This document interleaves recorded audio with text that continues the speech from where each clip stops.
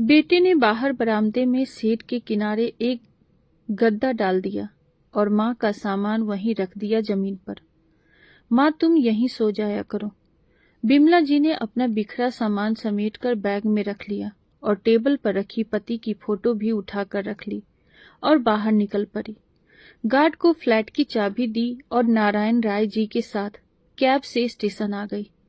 अब बिमला जी को नारायण राय जी ने ट्रेन में बिठा दिया और कहा पहुंचकर भाभी फोन कर देना। अच्छा भैया। और बिमला जी आ गई अपने घर। घर पहुंची, ताला खोला, तभी आहट सुनकर जेठ जी की बड़ी बहू आ गई और बिमला जी के पैर छूकर आशीर्वाद लिया और बोली, चाची जी आप अकेले कैसे आ गई? अकेले दुकेले क्या होता है बहू, तेरे चाचा जी के दोस्त नारायण राय आते थे ना यहाँ। हाँ हाँ, देखा है मैंने, चाचा जी से मिलने आते थे। बस उन्हीं ने ट्रेन में बिठा दिया और आ गई। अब इतनी भी अनपढ़ गवार नहीं है तेरी चाची। अच्छा अच्छा, आप हाथ मुंह धो लें, मैं चाय नाश्ता ले आती हूँ। और हाँ, रात का खाना भी हमारे साथ ही खा लेना, अब अकेले बनाने न लग जाना। इतना कहकर अमिता बहू चली गई। चाय नाश्ता करने के बाद बिमला जी आराम करने लग गई। तभी फोन बजा। उधर से बेटे शिवम का फोन था। और कहाँ है माँ? ये फ्लैट की चाबी गार्ड को देकर कहाँ चली गई आप? अपने घर आ गई बेटा। अपने घर? तो क्या यहाँ आपका घर नहीं था? नहीं बेटा, अपना घर तो ये है जहाँ मैं तेरे बाबूजी के साथ ब्याह कर आई थी, जिंदगी के इतने साल बिताए। ये अलग बात है कि तेरे बाबूजी पूरे सफर में मेरा साथ नहीं निभा पाए और बीच राह में छोड़कर चले गए, लेकिन सम्मान से जीना सिखा गए। वो हमेशा कहते थे कि सम्मान से जीना, चाहे नमक रोटी खाकर रह लेना, लेकिन अपमान सहकर मत रहना। इसीलिए बेटा, मैं अपने घर में सम्मान की सूखी रोटी खाकर रह लूंगी। तेरे यहाँ के अपमान के 36 व्यंजन भी हमारे लिए बेकार है। बहू तो बहू, तू भी मेरा अपमान करने से नहीं चूकता था। अब मैं यहीं रहूंगी और यहीं से मेरी अंतिम यात्रा भी निकलेगी। कहकर बिमला जी ने फोन रख दिया और सोचने लगी, कितने मनुहार करने पर मैं अब बेटे शिवम के साथ उसके घर गई थी। अचानक पति श्यामलाल जी चल बसे। शिवम इकलौता बेटा था तो अपनी जिम्मेदारी समझकर माँ से कहने लगा कि अब यहाँ अकेले कैसे रहोगी, चलो मेरे साथ।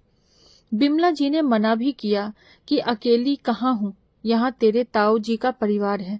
भले अब ताऊ जी और ताई जी नहीं हैं, पर बड़ी बहू और बेटा मेरा खूब ख्याल रखते हैं, मैं यहीं रहूंगी।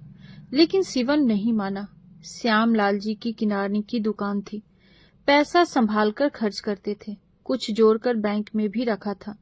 विमला को बताते रहते थे कि यदि हम में से कोई एक न रहा तो कुछ पैसे बैंक में जमा है, जिंदगी बसर हो जाएगी। लेकिन बेटे के बहकावे में आकर सब पैसा उसको मत दे देना, अपने लिए रखना। वैसे जेठ के बेटा बहू कहते रहते थे कि चाची अब अलग क्या बनाती हैं, हमारे संग खा लिया करो, बुढ़ापे में कितना सा खाना होता है। तो बिमला जी कभी सेठ के बेटे बहू के यहाँ तो कभी अपने आप बना लेती थी। जेठ के 2 बेटे थे, जिसमें बड़े बेटे और बहू बड़े संस्कारी और बड़ों को मान सम्मान देने वाले थे।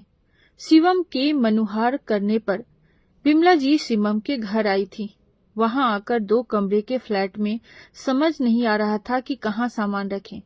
फिर शिवम बोला, माँ अभी बैठो, आपके लेटने बैठने का इंतजाम अभी करता हूँ। शिवम अंदर गया, जो अभी तक बाहर निकला भी नहीं था। शिवम की पत्नी मेघा, जो अभी तक बिमला जी से मिली भी नहीं थी। शिवम मेघा से बोला, अब माँ को तो ले आया हूँ, पर समझ नहीं आ रहा है माँ को कहाँ जगह दूं।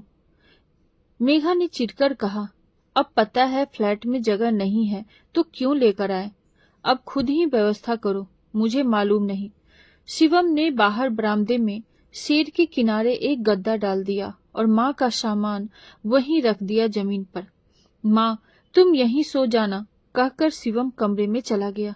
दूसरे दिन सुबह जब मेघा सोकर उठी तो देखा माँ जी अंदर सोफे पर सिकुड़ी हुई पड़ी थी। मेघा ने शिवम को आवाज लगाई, ये देखो तुम्हारी माँ सोफे पर सो रही है, सारा सोफा खराब हो जाएगा। सोफा कोई सोने की जगह है क्या? माँ, सोफे पर क्यों सो रही हो? वो बेटा, वहां मच्छर बहुत लग रहे थे और बारिश भी आ गई थी तो छींटे पड़ रहे थे, कपड़े गीले हो गए थे, इसीलिए यहाँ आ गई थी। अच्छा माँ, मैं आपके लिए आज एक फोल्डिंग पलंग ले आऊंगा और मच्छर का भी कुछ इंतजाम कर दूंगा। बिमला जी को उठे बहुत देर हो गई, लेकिन न अभी तक एक कप चाय ही मिली, न कुछ नाश्ता। मेघा और शिवम जल्दी जल्दी तैयार होकर अपना टिफिन लेकर ऑफिस को निकल गए। फिर खुद ही बिमला जी ने एक कप चाय बनाई और कुछ बिस्किट लेकर बैठ गई। फिर नहा धोकर पूजा पाठ भी कर ली। दोपहर हो गई, भूख लगने लगी, लेकिन खाने को कुछ नहीं था, तो 2 पराठे सेके और अचार के साथ खा लिया। शाम को जब शिवम और मेघा ऑफिस से आए, अपने कमरे में घुस गए।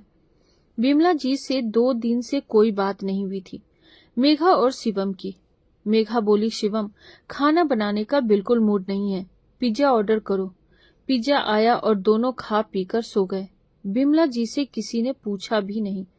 ऐसे ही चलता रहा। कभी शाम को खाना बनता तो कभी 2 रोटी रखी रहती, कभी सब्जी है तो कभी नहीं है। वो दोनों कमरे में ही खा लेते। बिमला जी से कोई पूछता ही नहीं था। ऐसे ही 1 हफ्ता बीत गया। एक दिन भी बेटा बहू से बात नहीं हुई। आज संडे था तो दोनों तैयार होकर बाहर जा रहे थे, तो बिमला जी ने पूछ लिया, बेटा कहीं जा रहे हो क्या? हाँ माँ, आज छुट्टी है तो सारा दिन घूमने का प्लान है, मूवी देखेंगे, शॉपिंग करेंगे, फिर बाहर ही खाना खाकर फिर लौटेंगे। और मेरे खाने का क्या होगा? आप अपने के लिए कुछ बना लेना और घर की साफ सफाई कर देना, मेघा बोली, और रसोई भी ठीक ठाक कर देना। बेटा 1 हफ्ता हो गया है, एक दिन भी ढंग से खाना नहीं मिला। कभी 2 सूखी रोटी पड़ी है, न दाल है न सब्जी, न कुछ नाश्ता है। शिवम बोला, आप बना लो अपना, क्या किसी ने रोका है? क्या अब मैं अपने लिए अलग से कुछ बनाऊं? जो खाना बनता है मेघा बनाती है, उसी में थोड़ा मेरा भी बना लिया करे। अब मेघा को ऑफिस जाना होता है माँ, उसके पास इतना समय कहाँ है? हाँ बेटा, सही कह रहे हो, मेरे लिए 2 रोटी बनाने को कहाँ समय है। इस तरह बेटा बहू की बेरुखी देखकर बिमला जी को बहुत दुख हुआ। इस तरह अपमान सहकर रहने से क्या फायदा? इससे तो अपना छोटा सा घर ही अच्छा था। भले ही अपने पेट से मैंने जेठ के बेटे को जन्म नहीं दिया था, लेकिन बेटा और बहू मेरा कितना ख्याल रखते थे।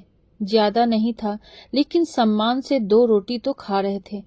भले ही पति ने बहुत पैसे नहीं छोड़े थे, लेकिन जो था उससे गुजारा हो जाता था।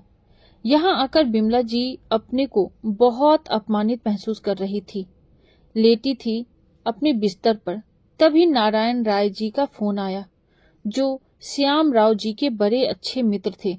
पूछने लगे, अरे भाभी, आप कहाँ हैं? घर गया था मैं तो पता लगा आप बेटे के पास आई हैं।